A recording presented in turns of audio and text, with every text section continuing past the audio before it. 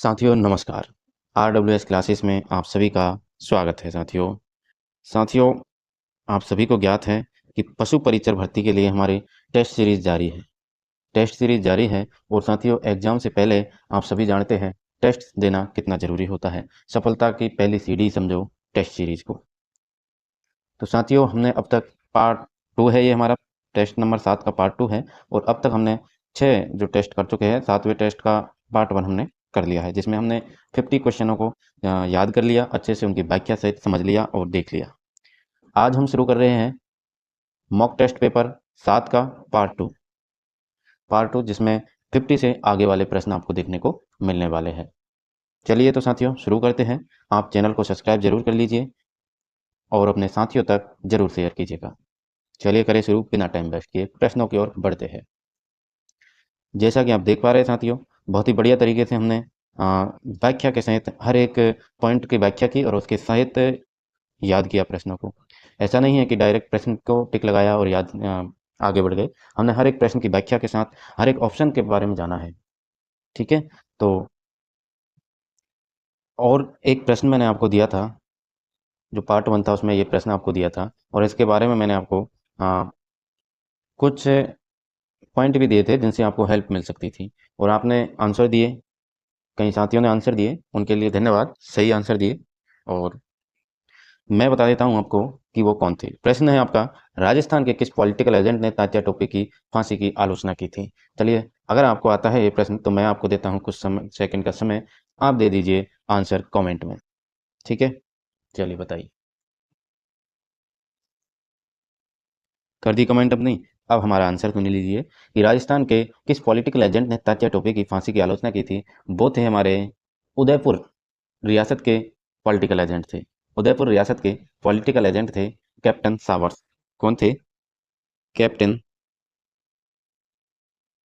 Showers.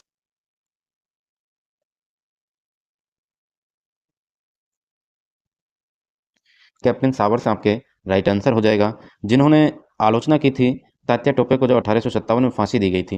Tatya Tope को जब 1857 में फांसी दी गई थी तब उस फांसी की आलोचना की थी। ठीक है, तो ये प्रश्न आपके लिए इम्पोर्टेंट था और इसीलिए आपको दिया। आप सभी ने आंसर दिए, वो अच्छी बात है। और एक शब्द जो कहा था, इन्होंने कहा था कि इतिहास में तात्या टोपे को फांसी देना ब्रिटिश सरकार का अपराध समझा जाएगा और आने वाली पीढ़ी पूछेगी कि सजा के लिए किसने स्वीकृति दी। यह कथन कैप्टन सावर्स ने तात्या टोपे की फांसी के जो निर्णय था उसकी आलोचना करते हुए कहा था। 1857 की क्रांति की ये बातें हो रही है सारी। तो 1857 की क्रांति आपको बहुत ही बढ़िया तरीके से हमने याद करवाई है, पॉइंट टू पॉइंट। तो जरूर देखिएगा वीडियो को प्लेलिस्ट में जाकर। चलिए साथियों आगे बढ़ते हैं अपन। आगे वीर दुर्गादास राठौड़ के बारे में मैंने आपको बताया था, तो इस वीडियो को जरूर देखिएगा। 4-5 मिनट की है, लेकिन इससे इससे आपको एक प्रश्न देखने को अवश्य मिलने वाला है। एक प्रश्न अवश्य देखने को मिलेगा, खासकर पशु परिचर वाले विद्यार्थी और सीईटी वाले विद्यार्थी इस वीडियो को जरूर देखिए। 4-5 मिनट में आपका 4 मिनट में एक प्रश्न क्लियर होने वाला है। ठीक है, चलिए आगे बढ़ते हैं अपने प्रश्नों की ओर। लक्खी मेला, ये देखिए लक्खी मेला आपका करौली में कैला देवी माता का मेले को कहते हैं लक्खी मेला। ये इंपॉर्टेंट है, कई बार पूछा जा चुका है। चलिए, तो आगे के प्रश्न हमारे हमने कर लिए थे, 50 प्रश्न कर लिए थे। लाठी सीरीज क्या है? तो लाठी सीरीज आपके भूमिगत जल पट्टी है। ठीक है, चलिए तो अब बढ़ते हैं हमारे आज के प्रश्न पर। आज हमारा पार्ट 2 है, आप सभी को मैं बता चुका हूँ। टेस्ट नंबर 7 का पार्ट 2 आपका स्टार्ट होता है 51 प्रश्न से। अरावली पर्वत श्रेणी का विकास किस काल में होना माना जाता है? प्रश्न क्या है? अरावली पर्वत श्रेणी का विकास किस काल में होना माना जाता है? तो यह है आपके प्री कैम्ब्रियन। आप सभी जानते हैं इसे, जिन्होंने ज्योग्राफी पढ़ी है तो उन्हें सबको पता है कि प्री कैम्ब्रियन चट्टानों से जो है अरावली पर्वत श्रेणी का विकास माना जाता है। चलिए नेक्स्ट प्रश्न है आपका 52वां। 52वां प्रश्न क्या बोल रहा है कि अरावली किस प्लेट से अलग हुई? तो अरावली आपके यूरेशियन जो प्लेट है उससे अलग हुई थी। किससे अलग हुई? यूरेशियन प्लेट से अलग हुई। नेक्स्ट है आपका झालावाड़ स्थित है। झालावाड़ स्थित है तो झालावाड़ आपके हड़प्पा पठार में स्थित है। यार इस प्रकार के प्रश्न अगर बनते हैं तो मज़ा ही आ जाएगा, लेकिन मुझे नहीं लगता कि इस प्रकार के प्रश्न पूछेगा। क्योंकि सभी जानते हैं इतना आसान भी नहीं, लेकिन कभी कभी होता है कि कुछ प्रश्न इतने आसान आ जाते हैं जिनको सभी राइट करते हैं, और ऐसे आसान प्रश्नों का कट ऑफ पर ज़्यादा प्रभाव नहीं पड़ता है। आप सभी जानते हैं हाड़ौती में आपके कोटा, बूंदी, झालावाड़ और बारां, ये चारों जिले आपके हाड़ौती क्षेत्र में आते हैं। ठीक है, तो इस प्रकार से आप याद रखिएगा। नेक्स्ट है आपका सेंदड़ा स्टेशन के पास चट्टानें आकृति में पाई जाती है। जो सेंदड़ा स्टेशन है वहाँ पर चट्टानें कैसी पाई जाती हैं, तो वो पाई जाती हैं आपके सर्पाकार, सर्पाकार चट्टानें पाई जाती है। सेंदड़ा स्टेशन है कहाँ पर, तो ये आपके पाली जिले में स्थित है। सेंदड़ा स्टेशन के पास सर्पाकार चट्टानों की आकृति विविधता पाई जाती है। तो याद रखिएगा सर्पाकार चट्टानें कहाँ पर पाई जाती है, इस प्रकार से भी आपसे प्रश्न बन सकता है। तो ऑप्शन में आपको देखने को मिलेगा, ऑप्शन में आपको देखने को मिलेगा सेंदड़ा स्टेशन या फिर पाली जिला। तो इन दोनों शब्दों को सभी को याद रखना है आपको, कैसे भी प्रश्न घुमा फिरा के बन सकता है। सेंदड़ा स्टेशन के पास चट्टानें कैसी पाई जाती हैं, या फिर पूछ ले कि पाली जिले में चट्टानें कैसी पाई जाती हैं, तो सर्पिलाकार, या फिर पूछ ले सर्पिलाकार चट्टानें कहाँ पर पाई जाती है, तो आपके राजस्थान के पाली जिले में सेंदड़ा स्टेशन के पास पाई जाती है। ठीक है, हर प्रकार से आपको याद करना होगा। चलिए नेक्स्ट प्रश्न है आपका, राजस्थान के किस जिले में जरगा पर्वत है। तो जरगा पर्वत आप सभी जानते हैं उदयपुर राजसमंद में स्थित है, उदयपुर में स्थित है। उदयपुर राजसमंद में स्थित जरगा राज्य का चौथा सबसे ऊंचा पर्वत शिखर है, जिसकी ऊंचाई 1431 मीटर है। जिसकी ऊंचाई कितनी हो जाएगी, 1431 मीटर हो जाएगी। अब इतना आसान प्रश्न है तो इसी से एक आसान प्रश्न आपके लिए दे देता हूँ। सर्वाधिक ऊंचाई आप सभी जानते हैं गुरु शिखर की है, गुरु शिखर की है, गुरु शिखर की है। तो आपका प्रश्न है कि ऊंचाई है कितनी, तो आपको बताना है इसकी ऊंचाई, ऊंचाई कितनी है। ठीक है, तो ये है आपका प्रश्न, इसका आंसर आपको कमेंट में देना है। गुरु शिखर की ऊंचाई आपको कमेंट में लिखनी होगी, ताकि इससे पता चलता है कि आप पढ़ रहे हैं और कितने एक्टिव हैं। इसीलिए आपको एक दो प्रश्न दिए जाते हैं जे जो आप कमेंट में करते हैं, और उनसे पता चलता है कि हाँ भाई आप पूरा टेस्ट दे रहे हैं और आपको जो है कितना याद है, कितने एक्टिव है। ठीक है, तो गुरु शिखर की ऊंचाई आपको बतानी है। आसान प्रश्न से आसान प्रश्न आपको दे दिया है। नेक्स्ट है आपका, गुरु शिखर निम्न में से किस पर्वत श्रृंखला का उच्चतम शिखर है। तो गुरु शिखर अरावली पर्वत श्रृंखला का उच्चतम जो शिखर है। ठीक है, तो दोनों ही प्रश्न गुरु शिखर से संबंधित है, तो अब ऊंचाई लिखना जरूरी है आपके लिए। ठीक है, चलिए नेक्स्ट है आपका कि राजस्थान में सबसे अधिक गर्मी किस महीने में होती है। तो राजस्थान में सबसे अधिक गर्मी आपके जून महीने में होती है, सभी जानते हैं जून महीने में सर्वाधिक गर्मी होती है। नेक्स्ट है आपका प्रश्न, सामान्यतः राजस्थान को कितने जलवायु क्षेत्रों में विभाजित किया जाता है। तो 5 जलवायु क्षेत्रों में विभाजित किया जाता है सामान्यतः। ठीक है, पाँच जलवायु क्षेत्रों में विभाजित किया जाता है। नेक्स्ट प्रश्न है आपका 59, राजस्थान में लौटते मानसून की ऋतु है। राजस्थान में लौटते मानसून की ऋतु है अक्टूबर से दिसंबर में। राजस्थान में मानसून का प्रत्यावर्तन काल अक्टूबर से मध्य नवंबर तक रहता है। कहाँ तक रहता है, जो प्रत्यावर्तन काल है मानसून का, वो आपके अक्टूबर से मध्य नवंबर तक रहता है। ठीक है, चलिए नेक्स्ट प्रश्न है आपका, अ, हाड़ौती पठार की मिट्टी कहाँ है। हाड़ौती पठार की मिट्टी है, सॉरी कहाँ नहीं, हाड़ौती पठार की मिट्टी जो है वो कैसी है, तो वो आपके हाड़ौती में मध्यम काली मिट्टी पाई जाती है, या फिर ये मध्यम हटा दे तो प्योर काली मिट्टी आपको वहाँ देखने को मिलेगी। ठीक है, तो काली मिट्टी आपको हाड़ौती की पठार में देखने को मिलती है। आप सभी जब गए होंगे कभी कोटा, बूंदी, बारा, झालावाड़ इधर, तो आपने देखा होगा कि मिट्टी जो है काली पाई जाती है। मध्यम काली मिट्टी काले रंग की होती है। इस मिट्टी के कणों की बनावट घनी एवं बारीक होती है। इसमें अधिक समय तक पानी ठहर सकता है। ये गीली होने पर फूल जाती है और सूखने पर सिकुड़ जाती है। सिकुड़ जाती है, जैसे आपने देखा होगा कि जब ये सूखती है तो इसमें दरारें पड़ जाती है कुछ इस प्रकार से, कैसे भी मान लीजिए आप, तो दरारें पड़ जाती हैं। तो वो इसीलिए होती है क्योंकि मिट्टी जो है सूख जाती है। चलिए नेक्स्ट है आपका कि राजस्थान में मध्यम काली मिट्टी का विस्तार किस प्रदेश में है। तो वही प्रश्न है जो अभी आपने आंसर दिया, हाड़ौती। ठीक है, ठीक है, तो ये हो गया आपका हाड़ौती के पठार में, आप सभी जानते हैं काली मिट्टी पाई जाती है। नेक्स्ट प्रश्न है आपका, राजस्थान के किस जिले में लाल मिट्टी मिलती है। तो लाल मिट्टी आपके बांसवाड़ा जिले में मिलती है, और ये आपके दक्षिणी राजस्थान में मिलती है, ये कह सकते हैं आप, यानी बांसवाड़ा, डूंगरपुर, शलुम्बर, इधर जो है आपके लाल मिट्टी पाई जाती है। ठीक है, चलिए नेक्स्ट है आपका, राजस्थान में भूरी मिट्टी का प्रसार क्षेत्र कहाँ है। तो भूरी मिट्टी आपके बनास नदी का जो प्रवाह क्षेत्र है वहाँ पर आपके भूरी मिट्टी पाई जाती है। चलिए, नेक्स्ट है आपका प्रश्न कि राजस्थान का वर्ष 2020-21 में फसलों के उत्पादन में देश में स्थान कौन-सा रहा है? 2020-21 में जो फसलों का उत्पादन हुआ है, वो देश में स्थान राजस्थान का कौन-सा रहा है? तो इसबगोल व मेथी उत्पादन में प्रथम स्थान रहा है, सही बात है। जीरे, लहसुन और सौंफ उत्पादन में द्वितीय स्थान रहा है और अजवाइन व धनिया उत्पादन में तृतीय स्थान रहा है। ये तीनों ही ऑप्शन आपके राइट हो जाएँगे कि इसबगोल मेथी उत्पादन में प्रथम, जीरे, लहसुन, सौंफ द्वितीय, अजवाइन, धनिया तृतीय। ठीक है, चलिए बढ़ते हैं आगे। नेक्स्ट है आपका प्रश्न 65 नंबर कि राजस्थान में कितने भूभाग पर रेतीली और बलुई दोमट मिट्टी का प्रसार है? तो 2/3 भाग पर आपके रेतीली और बलुई दोमट मिट्टी का प्रसार है। राजस्थान के 2/3 भाग में मिट्टी अधिकांशतः रेतीली और बलुई दोमट मिट्टी है, जो कम उपजाऊ और कम जलग्राही शक्ति वाली होती है। नेक्स्ट है आपका 81 प्रश्न प्रकाशीय यंत्रों में लेंसों का उपयोग किस परिघटना द्वारा प्रतिबिंब बनाने के लिए होता है? तो प्रकाशीय यंत्रों में आपके अपवर्तन अपवर्तन के परिघटना के कारण प्रतिबिंब बनाने के लिए लेंसों का उपयोग किया जाता है। ठीक है, याद रखिएगा। अब अपवर्तन की जो परिघटना है उसे प्रतिबिंब बनाने के लिए प्रकाशीय यंत्रों में लेंसों का प्रयोग किया जाता है। नेक्स्ट है आपका निम्नलिखित में से आपको कथन सत्य है, यानी सत्य कथन बताना है। तो इसमें से आपका प्रकाश का वेग अधिक होता है, ये तो सत्य हो जाएगा। प्रकाश का वेग अधिक होता है। ध्वनि का वेग सबसे अधिक होता है, गलत बात है भाई। आकाशीय पिंडों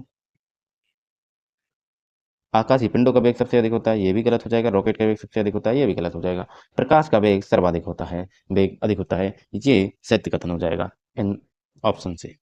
ठीक है, चलिए नेक्स्ट है आपका इलेक्ट्रिक बल्ब में फिलामेंट बना होता है। तो फिलामेंट आपके इलेक्ट्रिक बल्ब में टंगस्टन का बना होता है, टंगस्टन का बना होता है। और जो फिलामेंट यूज करते हैं वो क्यों करते हैं, इस प्रकार का प्रश्न भी है। तो वो करते हैं आपके सस्ता होने की वजह से। जो फिलामेंट जो होता है हमारा, वो थोड़ा सस्ता पड़ता है, सस्ता होता है, इसलिए इलेक्ट्रिक बल्ब में फिलामेंट का उपयोग किया जाता है। ठीक है, चलिए आगे बढ़े। प्रश्न नंबर 84 आपके सामने। एक चालक तार में धारा प्रवाहित करने से उत्पन्न चुंबकीय बल रेखाओं की दिशा होती है चालक के चारों ओर वृत्ताकार। कैसी होती है? चालक के चारों ओर वृत्ताकार होती है। नेक्स्ट है आपका निम्नलिखित में से किसका वेग अधिकतम होता है? तो अभी हमने किया था प्रकाश का वेग अधिकतम होता है। अभी प्रश्न किया, उसी को एक अलग तोड़ मरोड़ कर अलग भाषा में आपके सामने पेश किया गया है कि किसका वेग अधिकतम होता है। तो प्रकाश का वेग अधिकतम होता है। ठीक है, चलिए नेक्स्ट प्रश्न है आपका। थुम्बा में विक्रम साराभाई अंतरिक्ष केंद्र की स्थापना के लिए सबसे महत्वपूर्ण कारण कौन सा था? तो सबसे महत्वपूर्ण कारण था भूचुंबकीय विषुवत रेखा पर स्थित, भूचुंबकीय विषुवत रेखा पर स्थित। नेक्स्ट है आपका निम्न में से कौन सा उपग्रह शैक्षणिक संस्थान उपग्रह है? शैक्षणिक संस्थान उपग्रह है Sathyabama sat. Sathyabama sat Sathyabama sat यानी सत्यभामा विश्वविद्यालय चेन्नई के छात्रों द्वारा निर्मित उपग्रह है। 1.5 kg वजनी इस उपग्रह का प्रक्षेपण PSLV C-34 द्वारा जून 2016 में किया गया। तो ये याद रखिएगा आप, ये जो जून 2016 आपको याद रखनी है। और वजन इतना नहीं पूछा जाएगा, इसका नाम याद रखिएगा PSLV C-34। किसने बनाया? तो ये चेन्नई के छात्रों द्वारा निर्मित उपग्रह है और सत्यभामा विश्वविद्यालय। ठीक है, चलिए नेक्स्ट प्रश्न है आपका। सबसे भारी प्राकृतिक तत्व कौन सा है? तो सबसे भारी प्राकृतिक तत्व आपका यूरेनियम हो जाएगा। सबसे भारी प्राकृतिक तत्व यूरेनियम है, जिसका परमाणु भार 238.03 तथा घनत्व होता है 19.05 ग्राम प्रति घन सेंटीमीटर। ठीक है, चलिए नेक्स्ट है निम्नलिखित में से किस पदार्थ में कैल्शियम विद्यमान है? तो कैल्शियम आपके जिप्सम में विद्यमान होता है, जिप्सम में कैल्शियम पाया जाता है। निम्न में से कौन रासायनिक उर्वरक नहीं है? तो यूरिया रासायनिक उर्वरक है, सुपर फास्फेट है, पोटेशियम नाइट्रेट है, लेकिन सोडियम सल्फेट जो है, सोडियम सल्फेट आपका रासायनिक उर्वरक नहीं है। ठीक है, चलिए बढ़ते हैं नेक्स्ट प्रश्न की ओर। इसकी व्याख्या भी देख लीजिए आप कि यूरिया सुपर फास्फेट एवं पोटेशियम नाइट्रेट रासायनिक उर्वरक है, जबकि सोडियम सल्फेट रासायनिक उर्वरक के रूप में प्रयुक्त नहीं होता है। ठीक है, चलिए अच्छा निम्नलिखित को सुमेलित करना है आपको। सुमेलित करना है और बताना है कि कौन सा युग्म सही सुमेलित नहीं है, यानी गलत पूछा है आपसे कि गलत कौन सा है। तो विटामिन B6 की आपके धान की चोकर में राइस और ब्रेन में प्रचुर स्रोत होता है, बिल्कुल सही है।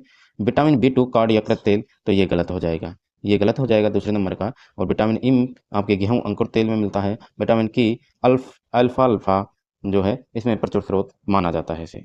ठीक है, चलिए नेक्स्ट प्रश्न है आपका। निम्नलिखित में से कौन सा विटामिन बी समूह से संबंधित नहीं है?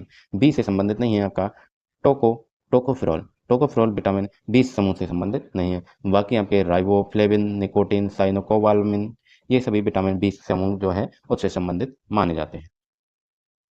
नेक्स्ट है मानव शरीर में संक्रमण को रोकने में मदद करने वाला विटामिन है, तो संक्रमण को रोकने वाला विटामिन सी है।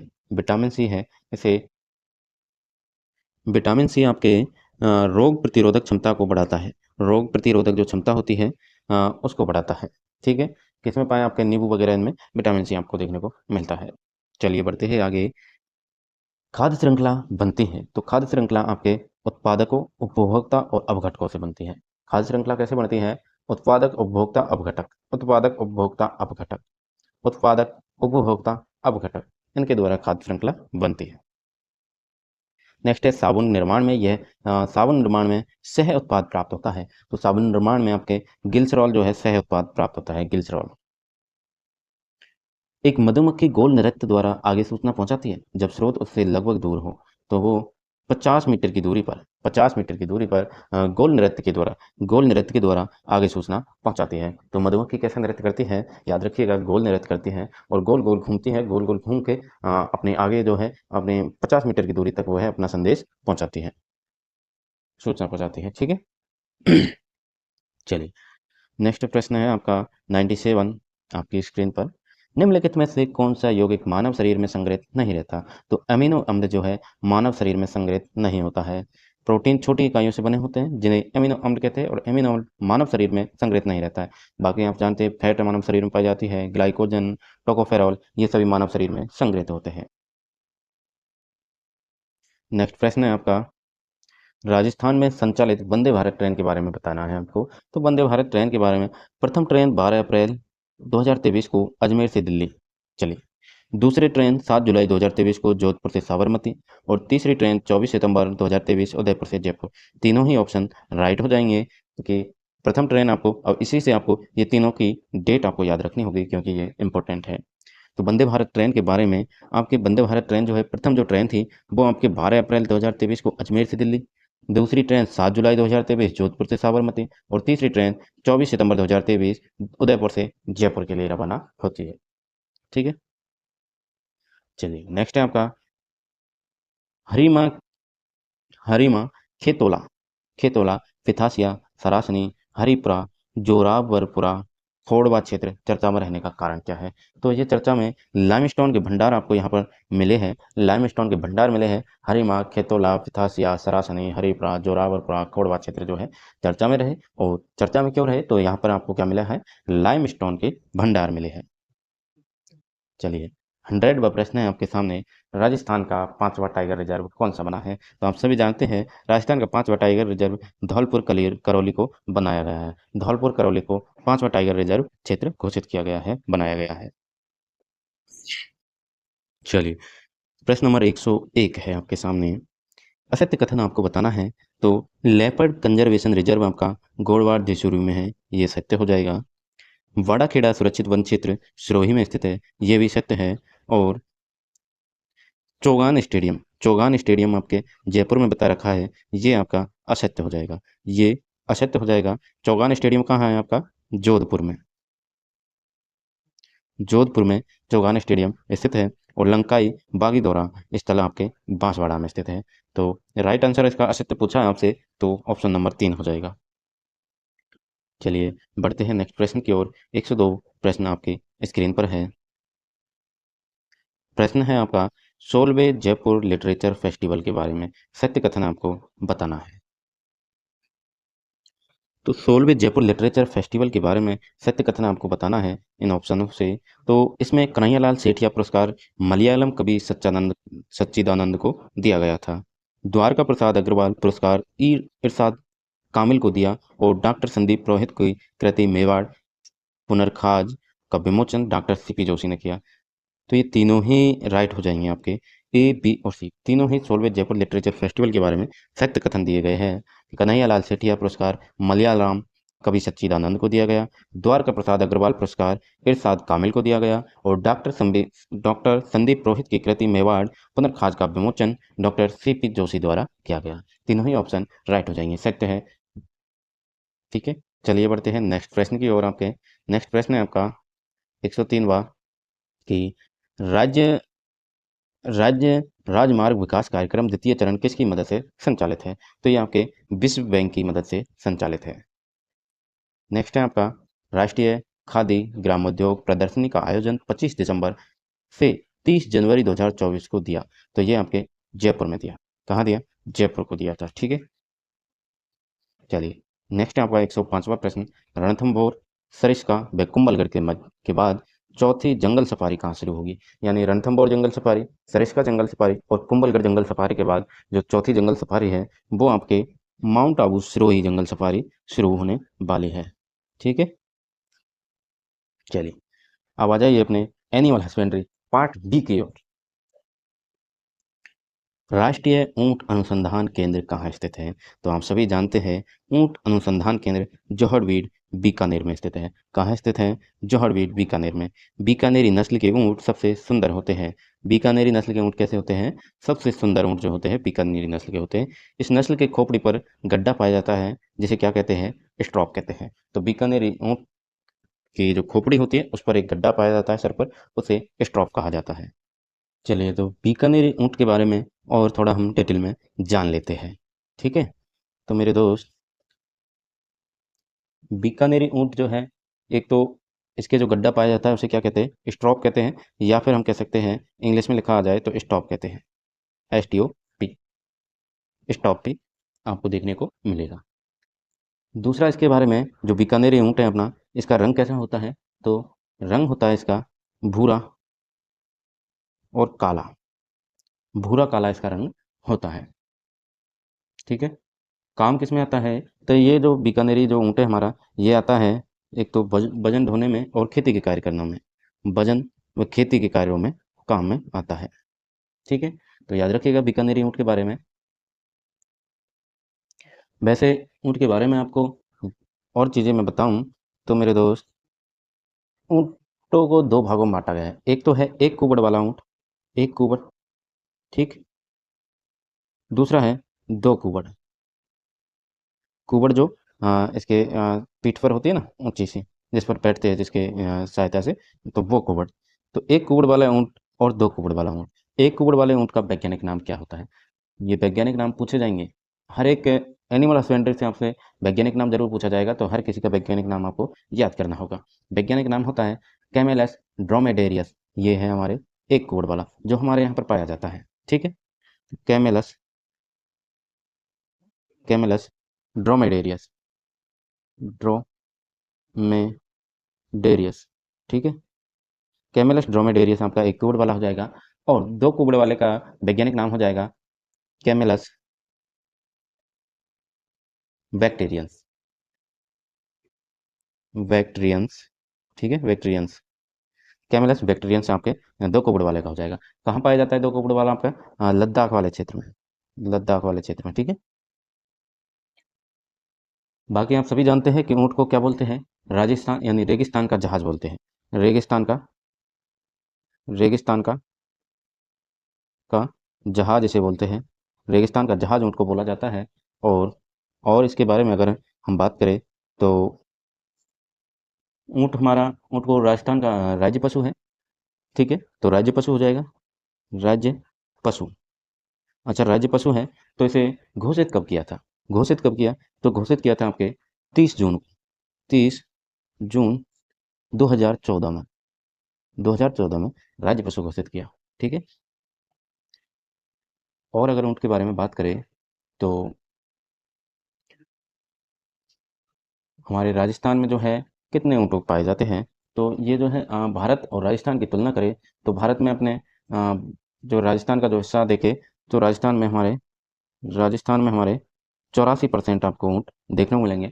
टोटल भारत में जितने हैं उसका 84% जो है राजस्थान में सर्वाधिक ऊँट पाए जाते हैं। ठीक है,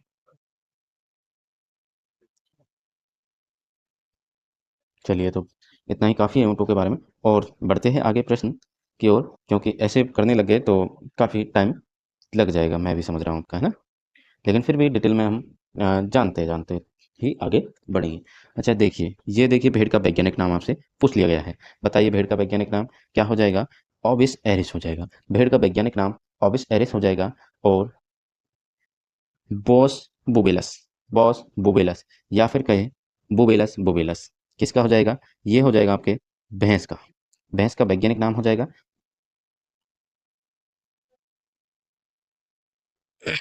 भैंस का वैज्ञानिक नाम क्या हो जाएगा? इस बॉस को आपको हटाना होगा यहाँ से, या तो बुबेलस को हटाइए या फिर बॉस को हटाइए। इस शब्द में आपको भैंस और गाय को मिक्स कर रखा है, ध्यान दीजिएगा, भैंस और गाय को मिक्स कर रखा है। तो बॉस के पीछे अगर आप लगा देंगे टॉर्सस, बॉस टॉर्सस लगा देंगे, तो ये हो जाएगी हमारी विदेशी गाय का वैज्ञानिक नाम। और बोबिलस के आगे अगर आप बॉस की जगह क्या लगा दोगे? बोबिलस के साथ लगा दोगे बुबिल, बू बी लस, बुबिलस। तो बुबिलस बुबिलस, ये हो जाएगा आपका भैंस का वैज्ञानिक नाम। तो याद रखिएगा, बॉस बुबिलस यानी गाय और भैंस दोनों को मिक्स किया है इसने। बॉस टॉर्सस विदेशी गाय हो गई, और बुबिलस बुबिलस आपके भैंस का हो गया। बॉस इंडिकस दे रखा है आपको यहाँ पर, बॉस टॉर्सस आपकी विदेशी और बॉस इंडिकस आपकी देसी गाय का नाम हो गया। ठीक है, तो याद रखिएगा देसी गाय हो जाएगी। अब कैप्रा हिरकस, कैप्रा हिरकस किसका है? तो आप सभी जानते हैं, और नहीं जानते हैं तो मैं बता देता हूँ कि कैप्रा हिरकस मेरे भाई, कैप्रा हिरकस बकरी का हो जाएगा। बकरी का वैज्ञानिक नाम क्या है? कैप्रा हिरकस हो जाएगा। तो इन सभी वैज्ञानिक नामों को आप जरूर याद कीजिएगा, क्योंकि यहाँ से डायरेक्ट प्रश्न पूछा जाएगा। चलिए, नेक्स्ट है आपका राजस्थान की वर्ष 2021-22 में दूध उपलब्धता प्रति व्यक्ति प्रतिदिन कितनी है? तो ये है आपकी 1150 ग्राम, 1150 ग्राम जो है 2021-22 में दूध उपलब्धता प्रति व्यक्ति प्रतिदिन है। ठीक है, चलिए बढ़ते हैं नेक्स्ट प्रश्न की ओर। विश्व की कितनी प्रतिशत गाय भारत में पाई जाती है? तो विश्व की 15% गाय जो है भारत में पाई जाती है। कितने परसेंट पाई जाती है? 15% जो है विश्व की गाय केवल और केवल भारत में पाई जाती है। चलिए, नेक्स्ट प्रश्न है आपका, निम्न में से किस पशु में साइलेंट हीट पाई जाती है? इंपॉर्टेंट है, इंपॉर्टेंट है, याद रखिएगा। साइलेंट हीट आपके भैंस में पाई जाती है, भैंस में पाई जाती है। भैंस को हीट में आने के 12 से 18 घंटे बाद गर्भित कराते हैं, यानी 12 से 18 घंटे के बीच में आपको गर्भित करा लेना चाहिए। भैंस के समूह को हर्ड कहते हैं, और भैंस के मांस को वफन या फ्लस कहते हैं। तो भैंस के मांस को क्या कहते हैं? वफन, या फिर कहते हैं फ्लस कहते हैं। अच्छा, भेड़ के मांस को क्या कहते हैं? भेड़ के मांस को क्या कहते हैं? तो भेड़ के मांस को मटन कहते हैं, मटन कहते हैं। गाय के मांस को क्या कहते हैं? बकरी के मांस को क्या कहते हैं? ये सभी आपको बताना है। ठीक है, गाय के मांस को बकरी के मांस को क्या कहते हैं? तो बकरी के मांस को चलिए मैं लिख देता हूँ। बकरी के मांस को कहा जाता है आपके, बकरी के मांस को कहा जाता है आपके चेवन, चेवन कहा जाता है। क्या कहा जाता है? बकरी के मांस को क्या कहा जाता है? इधर लिख लेते हैं, चेवन कहा जाता है। ठीक है, तो बकरी के मांस को चेवन कहा जाता है, भेड़ के मांस को मटन कहा जाता है, भैंस के मांस को वफन या फ्लैश कहा जाता है। ठीक है, भैंस में आपके साइलेंट हीट पाई जाती है। और गाय के मांस को क्या कहते हैं, ये आपको बताना है। कमेंट में आंसर कीजिएगा, गाय के मांस को क्या कहते हैं। ठीक है, और साथ में ही गाय के मांस को और गाय के जो बछड़ा होता है उसके मांस को क्या कहते हैं। ये दोनों प्रश्न आपसे कमेंट में पूछे गए हैं, तो जरूर बताइएगा कमेंट करके कि गाय के मांस और गाय के बछड़े के मांस को क्या कहते हैं। दोनों के नाम आपको बताने हैं। चलिए, नेक्स्ट प्रश्न है आपका, निम्न में से बकरी की किस नस्ल को शहरी बकरी कहा जाता है? शहरी बकरी के रूप में जाना जाता है, तो ये हो जाएगी आपकी बारबरी बकरी। बारबरी जो है, बारबरी बकरी को शहरी बकरी के नाम से जाना जाता है, शहरी बकरी हो जाएगी। ठीक है, और नेक्स्ट है आपका, कृत्रिम गर्भाधान में वीर्य लिया जाता है। गाय भैंस के लिए जो कृत्रिम गर्भाधान किया जाता है, तो वीर्य कितना लिया जाता है? तो ये आपके 0.5 से 2.0 ml लिया जाता है, 0.5 से 2.0 ml लिया जाता है। भेड़ बकरी में 0.5 से 1 ml, घोड़ी में 40 ml, सुअर में 50 ml वीर्य लिया जाता है। और कृत्रिम गर्भाधान की शुरुआत भारत में डॉक्टर संपत कुमार ने 939 में की थी, 1939 में की थी। ठीक है, किसने की? डॉक्टर संपत कुमार ने की। यहीं से आपसे एक प्रश्न बनता है, जिसका आंसर आपको बताना होगा कि कृत्रिम गर्भाधान के लिए जो एयर गन होती है, और उसमें जो वीर्य संरक्षण किया जाता है, तो वीर्य संरक्षण का जो टेम्परेचर कितना लिया जाता है, तो ये आपको बताना है। टेम्परेचर, टेम्परेचर कितना लिया जाता है, कितना होता है। ठीक है, चलिए मैं ही बता दूं, -196 डिग्री सेल्सियस पर इसका संग्रहण किया जाता है। ठीक है, अब आपको बताना है, तो आप इसी को फ़ारेनहाइट डिग्री में आप बताइएगा। ठीक है, कमेंट में अगर आपको आता है तो फ़ारेनहाइट डिग्री में बताइएगा। ठीक, चलिए।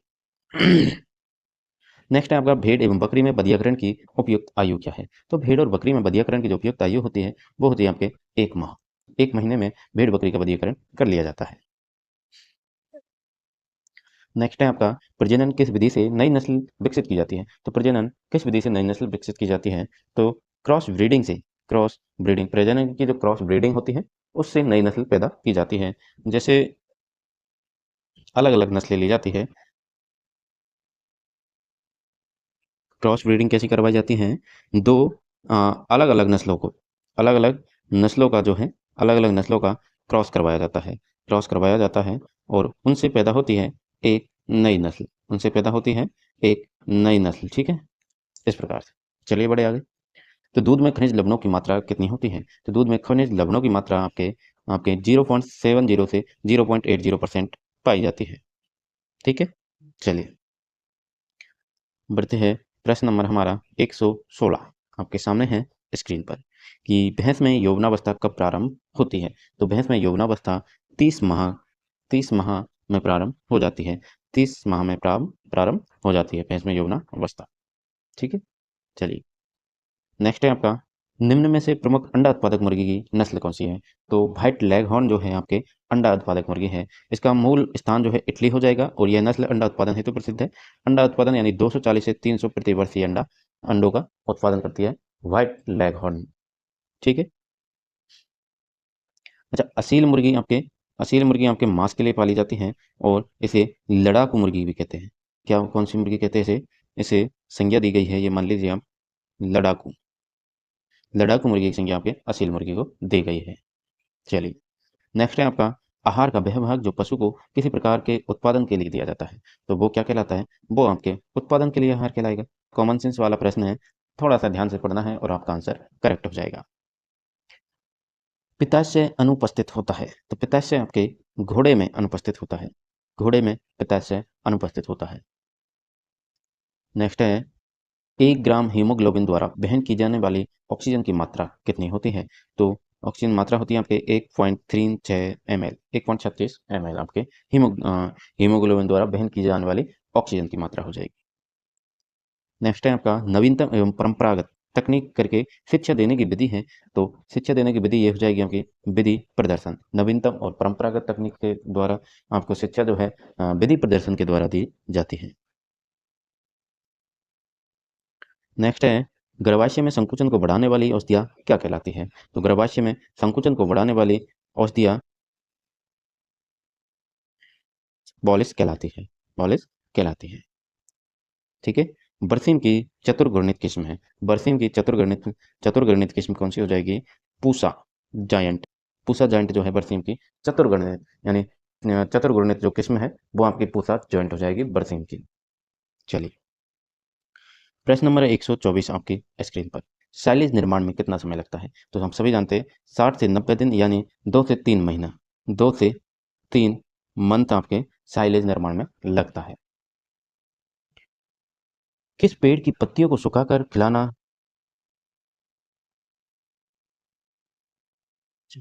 तो लूम कहलाता है। लूम कहलाता है। ठीक है, तो ये जो है आपके खेजड़ी के जो पेड़ होता है उसकी पत्तियों को सुखाकर लूम बनाई जाती है और उसे लूम कहते हैं। ठीक है, उसे पशुओं को खिलाया जाता है। चर्वण दांत होते हैं, तो ये आपके स्थायी दांत होते हैं। नेक्स्ट है आपका सर्वाइवल ऑफ द फिटेस्ट किस प्रकार का चयन सिद्धांत है? तो ये आपका प्राकृतिक चयन सिद्धांत हो जाएगा। लाइसॉल पानी में घुलने के बाद रंग कौन सा देता है? तो लाइसॉल जब पानी में घुलता है तो ये आपके सफेद भूरा रंग प्रदर्शित करता है। निम्न में से रेचक का उदाहरण है। तो निम्न में से रेचक का उदाहरण कैस्टर अरंडी का तेल हो जाएगा। कैस्टर अरंडी का तेल रेचक का उदाहरण हो जाता है। निम्न में से क्षारीय शोधक हैं। तो क्षारीय शोधक आपका कास्टिक सोडा हो जाएगा, सोडियम बाइकार्बोनेट भी होगा और सोडा राख भी होगी। यानी तीनों ही ऑप्शन राइट हो जाएंगे। उपरोक्त सभी हो जाएगा इसमें क्षारीय शोधक के रूप में।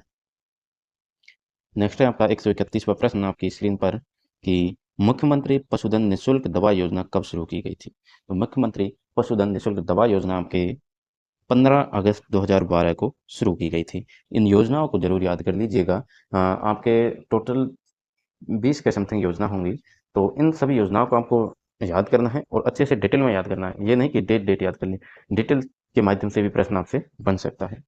तो प्रथम चरण में इसमें 87 औषधियाँ थी। तो ये भी पूछा जा सकता है, डायरेक्ट प्रश्न बनता है कि भई मुख्यमंत्री पशुधन निःशुल्क दवा योजना जो है 15 अगस्त 2012 को शुरू की गई, तो इसके प्रथम चरण में कितनी औषधियाँ थी? इस प्रकार से प्रश्न बन सकता है। तो इसको याद करना होगा आपको, इसीलिए मैंने कहा था डिटेल में आपको याद करना है। तो 87 औषधियाँ थी, जो अब बढ़ाकर कितनी कर दी गई है? 138 कर दी गई है। उद्देश्य क्या था?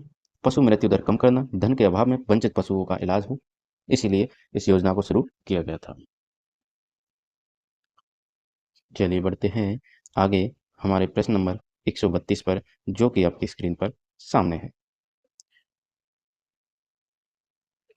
तो गाय की प्रति मिनट नाड़ी दर पूछी गई है। इन नाड़ी दरों को जरूर याद कर लीजिएगा, सभी की नाड़ी दर आपको याद करनी है, इंपॉर्टेंट है। नाड़ी दर से एक प्रश्न बनना है, ठीक है।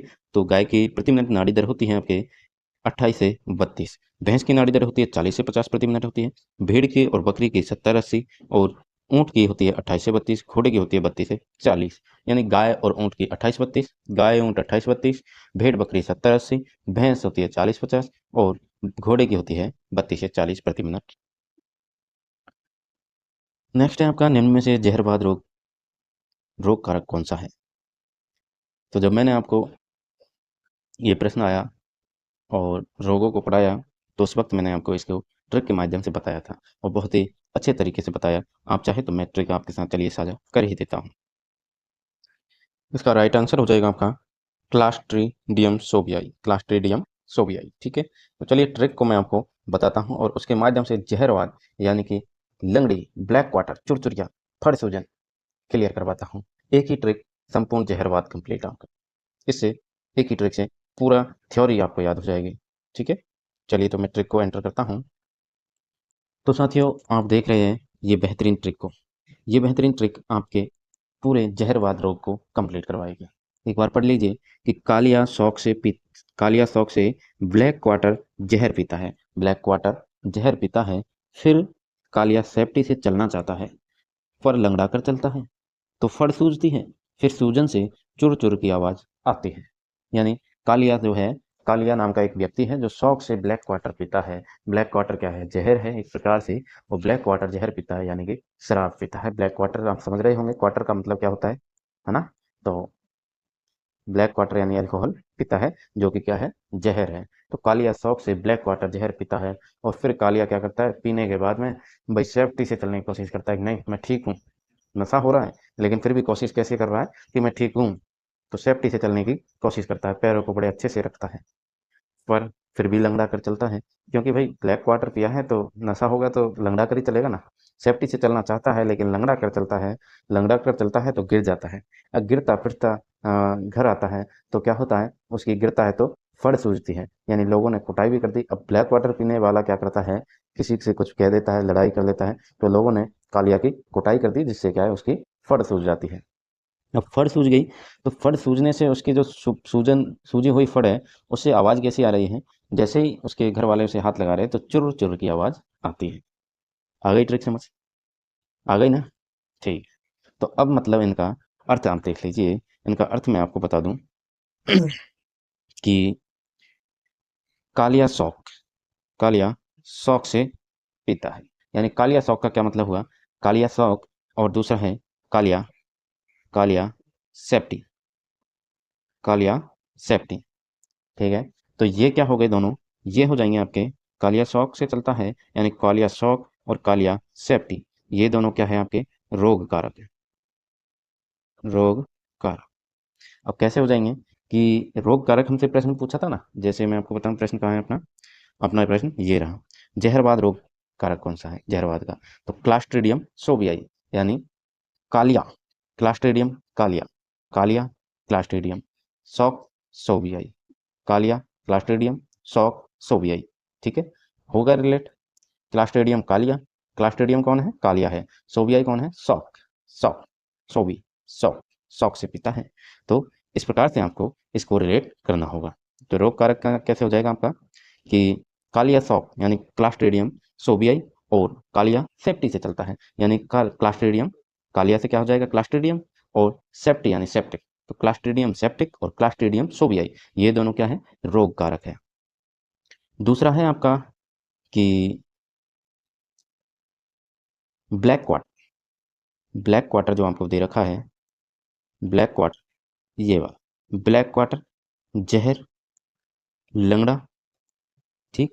तो ये क्या हो जाएंगे, इसके उपनाम हो जाएंगे। और चुरचुर, ये चारों जो रेड इसमें गोले किए हैं, ये हैं आपके जहरवाद के उपनाम। यानी चुरचुर से क्या हो जाएगा, चुरचुर से आपका हो जाएगा चुर, एक सेकेंड, चुर चुरिया, चुरचुरिया इसे कहते हैं। दूसरा इसे लंगड़ी कहते हैं, लंगड़ी इसे कहते हैं, लंगड़ी, लंगड़ी इसे कहते हैं। तीसरा नाम उपनाम क्या हो जाएगा इसका, ब्लैक क्वार्टर इसे कहते हैं, ब्लैक क्वार्टर इसे कहते हैं, ब्लैक क्वार्टर इसे कहते हैं। और चौथा आप सभी को प्रश्न में बता रखा है, जहरवाद, जहरवाद, ठीक है। तो जहरवाद, चुरचुरिया, ब्लैक क्वार्टर, और क्या होता है, फड़ सूजती है उसकी। तो ये जो फड़ है ना, ये जो फड़ है, फड़ सूजन, तो इसका नाम, एक नाम और हो जाएगा उपनाम, फड़ सूजन, फड़ सूजन भी इसको कहते हैं। तो उपनाम याद हुए। उपनाम कौन कौन से हो गए आपके, उपनाम आपके हो चुके हैं, ब्लैक क्वार्टर, जहरवाद, फड़ सूजन, फड़ सूजन, चुरचुरिया और लंगड़ी। एक, दो, तीन, चार और पाँच, पांच उपनाम हो गए यहीं से, ठीक है। रोग कारक आपको समझ आ गया, कालिया यानी कि क्लास्ट्रीडियम सोबियाई और क्लास्ट्रीडियम सेप्टिक, ठीक। सारे शब्दों का अर्थ आपको समझ आ गया। तो याद रखिएगा, इस प्रकार से इस ट्रिक को बनाया गया है और इससे प्रश्न बनता है, इससे प्रश्न बनता ही बनता है, बनने वाला है। और सूजन के स्थान पर दबाने पर चुर चुर की आवाज़ आती है, किस रोग के कारण, इस प्रकार से प्रश्न बन सकता है। तो सूजन से कैसी आवाज़ आती है, चुर चुर की आवाज़ आती है। तो इस प्रकार से आपको इसको याद रखना है। आप चाहे तो स्क्रीनशॉट ले लीजिए, ठीक है, एक बार इस प्रकार से ले लीजिए, इसकी डिटेल में। वैसे मैंने आपको समझा दिया है अच्छे से, एक बार चलिए, है ना। मैं आपको पीडीएफ अपलोड करवा दूंगा टेलीग्राम चैनल पर। आप इंस्टाग्राम से पे फॉलो कीजिए और वहाँ से टेलीग्राम चैनल ज्वाइन कीजिए। वैसे टेलीग्राम अब हो सकता है बंद हो जाए, तो हम व्हाट्सएप ग्रुप जल्द ही क्रिएट करेंगे और वहाँ पर आपको डेली से पीडीएफ मिल जाया करेंगे। अभी आप टेलीग्राम चैनल ज्वाइन कीजिए, वहाँ पर आपको इसकी पीडीएफ मिल जाएगी। कैसी लगी ट्रिक ज़रूर बताइएगा, और एक बार ट्रिक को अपने कमेंट में ज़रूर लिखिएगा, ताकि मुझे पता चले कि आपको ट्रिक समझ आ गई और याद हो गई। तो कालिया शौक से पीता है, ब्लैक क्वार्टर पीता है, जहर पीता है, फिर कालिया सेफ्टी से चलना चाहता है, फिर लंगड़ा कर चलता है, तो फड़ सूजती है, फिर फड़ सूजने से चुर चुर की आवाज़ आती है, ठीक है। चलिए बढ़ते हैं नेक्स्ट प्रश्न पर। मुझे लगता है मैंने आपको बहुत ही बढ़िया तरीके से समझा दिया, बेहतरीन तरीके से, और याद भी करवा दिया है। ट्रिक को याद रखिएगा। अब बोलिए मेरे साथ, कालिया शौक से ब्लैक क्वार्टर जहर पीता है, फिर कालिया सेफ्टी से चलना चाहता है, पर लंगड़ा कर चलता है, तो फड़ सूजती है, फिर सूजन से चुर चुर की आवाज आती है। यानी रोग कारक कौन से हो जाएंगे, कालिया यानी कि क्लास्ट्रीडियम सोबियाई और क्लास्ट्रीडियम सेप्टिक। उपनाम कौन से हो जाएंगे, ब्लैक क्वार्टर, जहरवाद, लंगड़ी, फड़ सूजन, चुरचुरिया, ठीक है। चलिए, अच्छा नेक्स्ट प्रश्न पे आ गए हैं हम। तो नेक्स्ट है आपका, बीमार पशु की लार लेकर स्वस्थ पशु को लगाना क्या कहलाता है। तो बीमार पशु की लार लेकर स्वस्थ पशु को लगाते हैं, तो वो कहलाता है एप्थाइजेशन, एप्थाइजेशन। बीमार पशु की लार में जो है आपके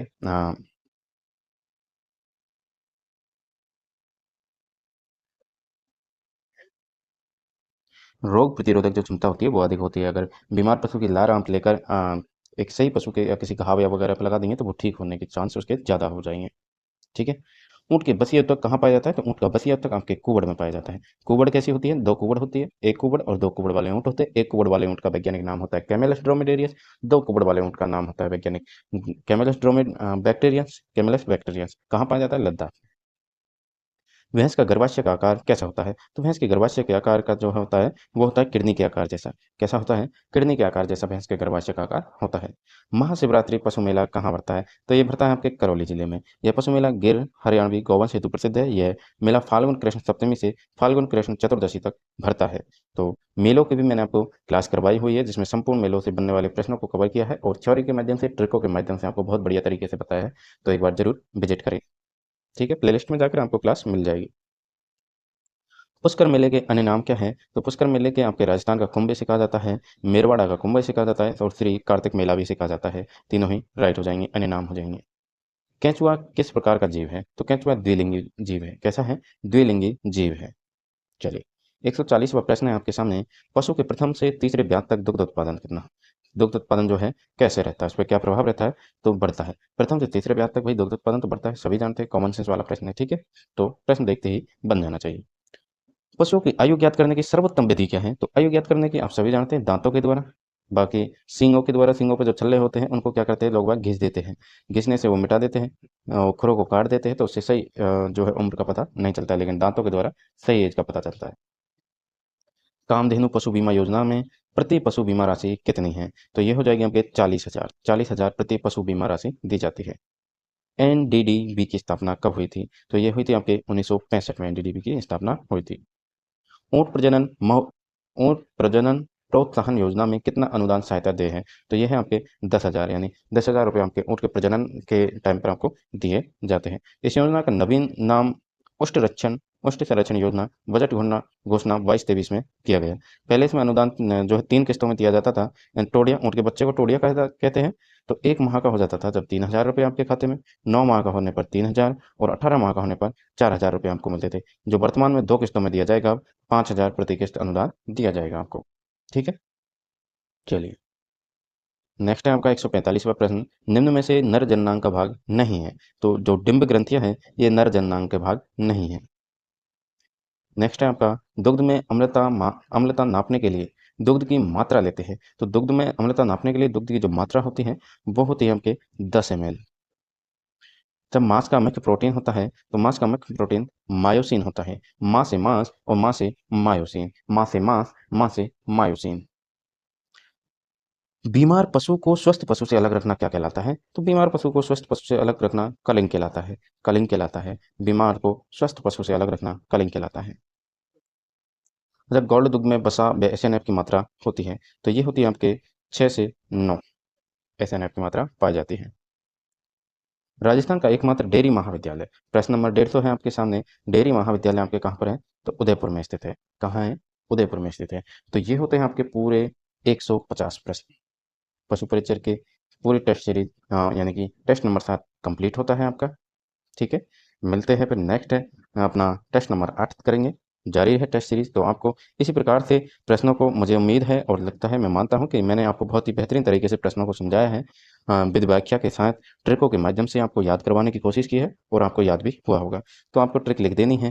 ट्रिक लिख देनी है कमेंट में। कालिया शौक से ब्लैक वाटर जहर पीता है, फिर कालिया सेफ्टी से चलना चाहता है, पर लंगड़ा कर चलता है तो फट सूझती है, फिर सूजन से चुर चुर की आवाज़ आती है। ये ट्रिक आपके बहुत ही काम आने वाली है, तो इसको कमेंट में जरूर लिखे।